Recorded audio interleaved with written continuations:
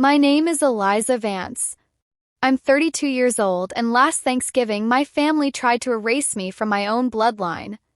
I was sitting at the dinner table, the same heavy oak table where my mother used to serve her famous sweet potato casserole, the one with the toasted marshmallows on top, when my stepbrother looked me dead in the eye and told me I was never really one of them. He said, "Ask your mother why. My mother has been dead for 24 years. My father's fork clattered onto his plate. The whole room went still, the kind of silence that makes your ears ring. And then my grandmother, 79 years old, a quiet woman with a worn leather purse always on her lap, rose from her chair. She reached into that bag and pulled out a yellowed envelope. "I've waited 24 years to show you this," she said. "Before I tell you what was inside, I'd be grateful if you'd subscribe, only if this story speaks to you. And if you would, drop your first name and your time zone in the comments. I found that many of us women of a certain age and the daughters we raised carry similar unspoken stories. I'd love to know where you're listening from. Now let me take you back to the phone call that started everything. I was in my little apartment in Charleston, South Carolina, reviewing structural plans for a bridge retrofit. I'm a civil engineer, which means I spend my days thinking about how things hold together and what makes them collapse. My phone buzzed. It was my father, Henry Vance. Henry doesn't call often. He's a good man in many ways, but after my mother died, he became a man who lived in the shadow of whoever took charge of the kitchen.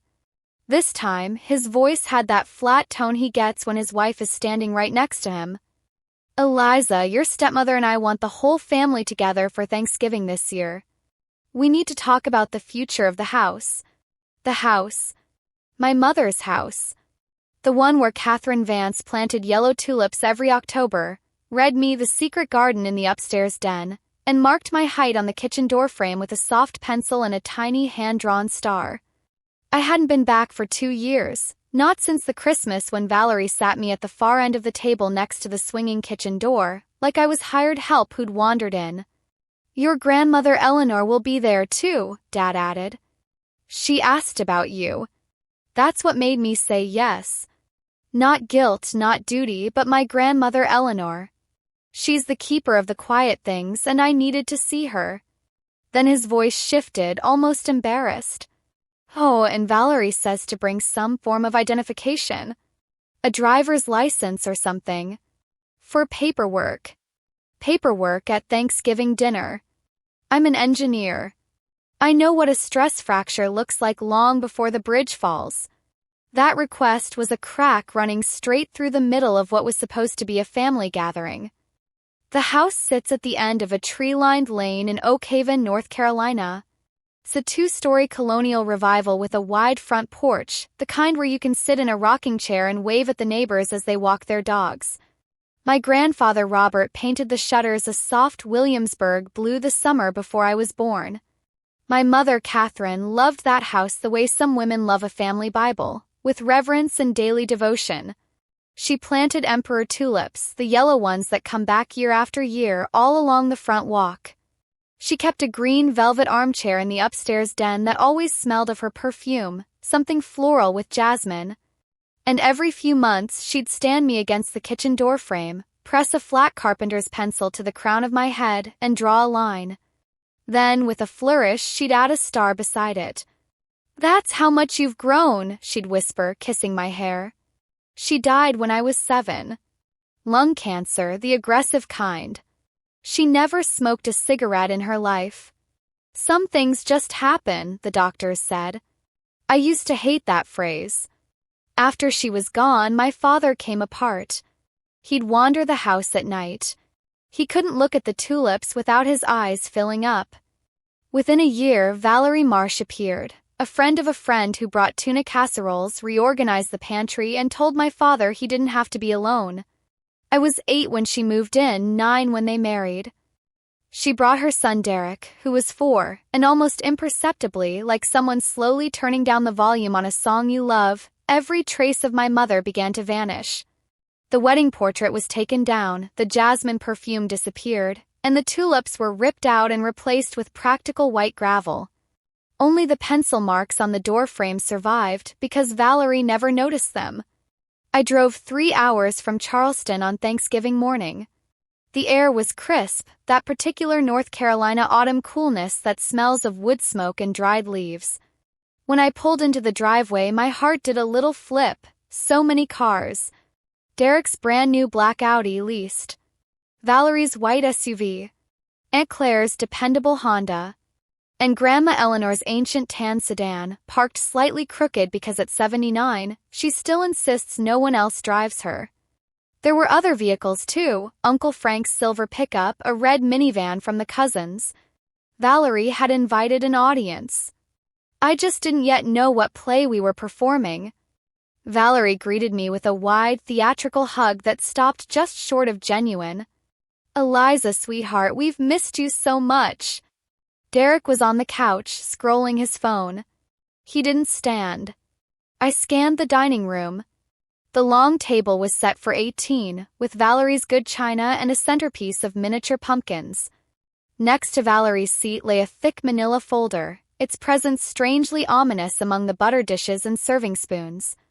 Grandma Eleanor sat in the wingback chair by the window, her pocketbook, a soft, coffee-brown leather bag she's carried every day since Grandpa died, nestled on her lap. When I leaned down to kiss her cheek, she caught my hand with surprising strength. Her skin was papery, but her grip was firm.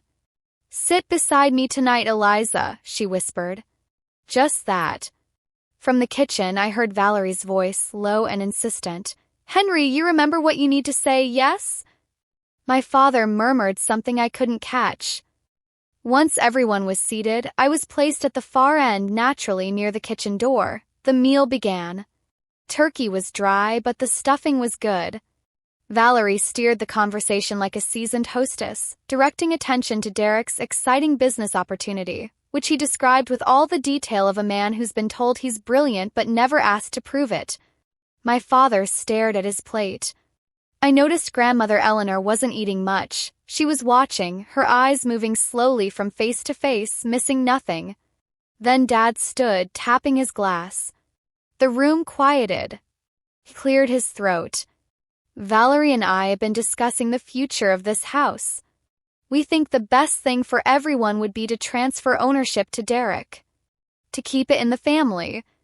He sat down quickly, as if the words had burned him. Derek leaned back with a grin. "I'm going to take real good care of this place," he said. I looked at the papers now visible in Valerie's folder. The letterhead wasn't a family lawyer's. It read, "Oak Haven Development Partners." My stomach dropped. They weren't keeping the house, they were planning to sell it. The porch, the den, the doorframe with my mother's pencil marks, all of it bulldozed for profit. "That house is where my mother lived and died," I said, my voice much calmer than I felt. "I don't agree." Derek tilted his head. "Oh, come on, Eliza. You were never really part of this family." The words hung in the air like a foul smell. "Ask your mother why." "My mother has been dead for 24 years, I said. "Exactly," Derek smirked. "So you can't ask her." "But everyone here's heard the rumors." My father's fork hit his plate. He stared at the tablecloth, his face gray. Valerie's expression was one of practiced sympathy, but the corner of her mouth twitched. In that moment, I felt utterly alone, except for the quiet, solid presence of my grandmother, who placed both hands on the table and began to rise. Eleanor Vance is 79. She has arthritis in both knees and a steel rod in her left hip. When she stands, it's a deliberate act of will. She opened her old leather purse, the one that's been with her through every church service, every graduation, every silent drive home, and withdrew a yellowed envelope, softened at the creases from being opened and refolded 100 times. "I've waited 24 years, she said, her voice like a clear bell in the stunned silence, "to show you this." Valerie started. "Eleanor, this is between Henry and me." "No," my grandmother didn't raise her voice. She didn't have to. "This is between me and the truth." From the envelope, she drew a DNA report dated October 2000. "1 year after Catherine died," she said, "my son began to hear whispers that Eliza might not be his. So I took Eliza to our family doctor, and with his help we did a paternity test. Eliza was 6. She thought we were getting flu shots. She held up the paper. Probability of paternity, 99.998%. Eliza Vance is the biological daughter of Henry Vance. She always has been. The room erupted in murmurs. Derek's smirk vanished. That's ancient, he sputtered. Aunt Claire, the family lawyer, said coolly. DNA doesn't expire, Derek. Then Grandmother Eleanor pulled out a second document, the deed to the house, recorded in 1985. Joint tenancy with right of survivorship, she read. When my husband Robert passed, the house became mine entirely. I never transferred it. It is not Henry's to give, and it is certainly not Derek's to sell. Valerie's face went white. That's just old paperwork. Living in a house doesn't make you the owner, Aunt Claire said. I checked the county records. Eleanor Vance is the sole legal owner. As the room reeled, Nancy Holloway, my mother's dearest friend, invited by grandmother, rose from her seat. In her early 60s, a retired school nurse with gentle eyes, she spoke with a trembling but determined voice. I've kept silent for too long. When Catherine was sick, she had chemotherapy every Tuesday and Thursday evening. She scheduled it at night so she could be with Eliza during the day. I drove her to every appointment. Those evenings Valerie later turned into gossip about where Catherine was disappearing to. I know because I heard the rumors myself. Catherine was faithful. She was fighting for her life while someone in this house was already measuring the curtains. The silence that followed was broken only by the sound of my father weeping, the first real, unguarded emotion I'd seen from him in decades. Valerie tried to rally, crying about her sacrifices, but the family had turned. Cousins recalled gifts that never arrived, invitations I never received. Aunt Claire reviewed the developer's letter showing Derek had signed a $510,000 sale agreement for a house he didn't own. But the deepest blow came when grandmother handed me a third, smaller piece of stationery, creased and soft with age. My mother's handwriting, a little slanted, entirely familiar from old birthday cards I'd saved. Mom, if you're reading this, I'm not there anymore. I know what's coming. I see how she looks at Henry. Guard the house for Eliza. Don't let anyone erase her. Truth is in the doorframe. Keep her safe. All my love, Catherine. I read it aloud, my voice cracking only a little. The room was utterly still. My father looked at me with red, swollen eyes. I am so sorry, he whispered. It was the first honest sentence he'd spoken in years. I walked into the kitchen.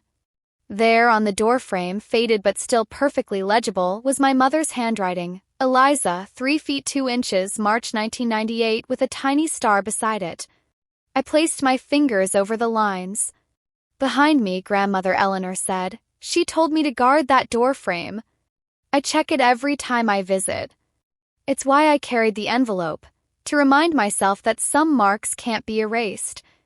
At the head of the table, I stood calmly. I am Henry Vance's daughter. This house is Eleanor's. Derek's deal is invalid. My mother's letter is evidence of what was done to her memory. I looked at my father. I don't need your apology to heal, Dad. But if you want to know me, you'll have to show up honestly for the first time. To Valerie, I said, I don't hate you. But you will never be my mother. To Derek, get a lawyer. One who isn't Aunt Claire. The dinner dissolved. People left in shaken silence. In the weeks that followed, Grandmother transferred the deed to me. The developer withdrew. Derek's deal collapsed. Valerie moved to a small condo in Winston-Salem, her social circle shriveled. My father, for the first time, started coming by on Saturdays to help fix the roof. He's not forgiven, he's just present. And sometimes that's enough. I planted yellow tulips along the front walk. I hung my mother's photograph beside the doorframe. On those pencil marks, I drew a second star right next to hers. I cook her sweet potato casserole now, from a recipe Nancy wrote down from memory. It's never quite right, but it fills the house with a sweetness that feels like a welcome. I'm 32. The house is mine, but more importantly, my mother's love is no longer buried under lies. Grandmother Eleanor still carries that leather purse, lighter now. She says the envelope is empty, but her hands remember its shape. Ladies, if you've ever sat at a table where you were made to feel like an outsider in your own life, or if you've guarded a truth until the right moment to release it, please share your story in the comments. I'd love to hear your wisdom. Our mothers and grandmothers planted seeds we are still tending. Subscribe if you believe it's never too late to reclaim the truth. And remember, the most important marks, the ones on a door frame or on a heart, can't ever be erased.